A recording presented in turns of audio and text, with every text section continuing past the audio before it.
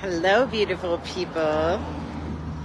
Let me start this live out with the view.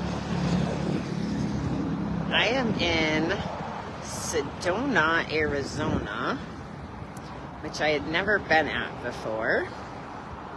Here, and I wanna show you the beauty and chat to you. Oh, and it looks like I left my car running. Anyway, hi guys, I am Bobbie the Awesome, and earlier there was a live from me that wasn't so live. It was actually old, and I didn't intentionally, I want to shut off my car. No, I'm not. All right. I didn't intentionally post that. I was not a strong communicator, because that was kind of how I processed things a few years ago. Here we go. I got to show you the beautifulness, because it's just so freaking gorgeous here. So I am on a road trip. I had zero intention of coming to Sedona, and a couple people told me to come, so here I am. And it has been it's been a pretty epic road trip, and I'm gonna go back up here, maybe it's quieter. It's been an epic road trip, and it's been, all right, I guess we're going in the car. It's too loud out there. It's been a really incredible trip so far.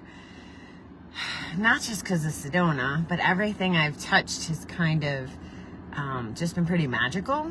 I went to Kansas City, and I got to see my friends, and even though it was like 48 hours, it was very uplifting and connecting. And here's the deal. When we talked about me showing up here, I'm kind of the adventurer of the group. Like, I just kind of go.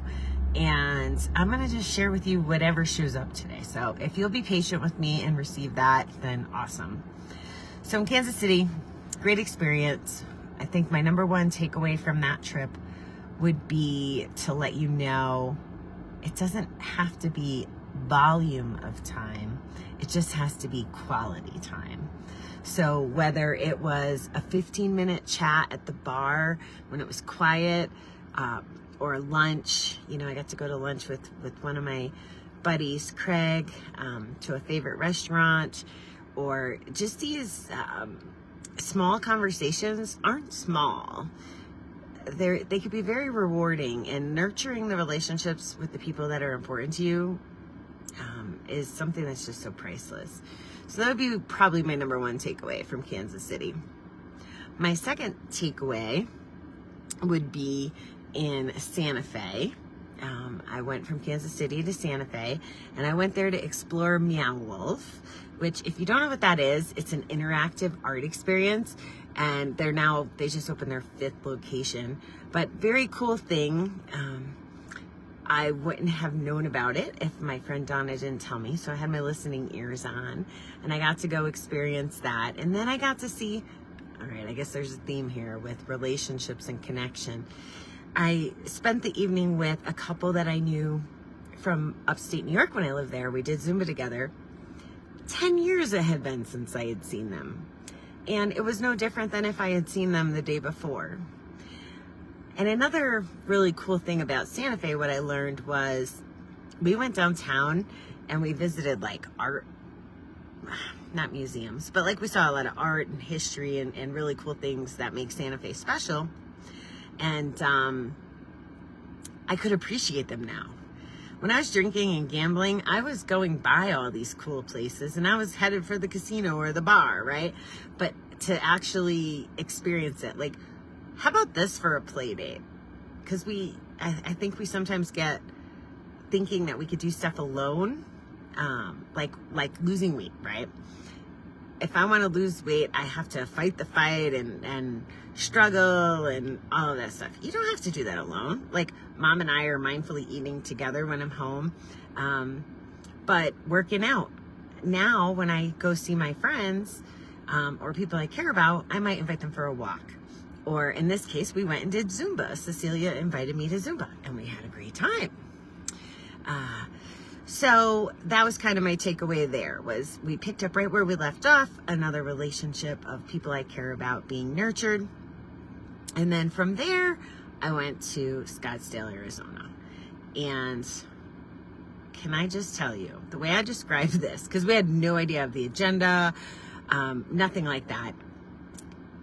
This experience was just amazing. I called it the entrepreneurial, like a spiritual entrepreneur conference. And I think I have so many lessons about this one, but in the spirit of not staying on here all day and recapping my entire trip, what I will tell you was I went with an open mind and an open heart. And one of my focuses for this trip is just being, because I'm a freaking control mongrel. I want to be in control of everything, and I'm not doing that as much. Maybe there's still a little lingering, but I'm not doing that as much. So at this retreat, I just met some really incredible people. I didn't know anybody.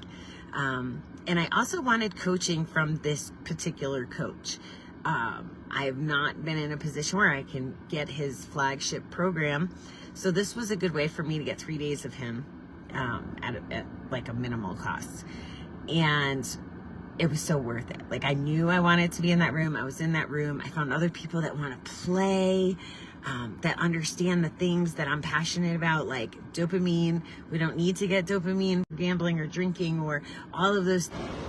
All right, I'm back. I guess I'll wrap this up with, I'll catch up with Sedona when I get to another place and I can recap. But essentially, one of my core beliefs is that we should be alive to live.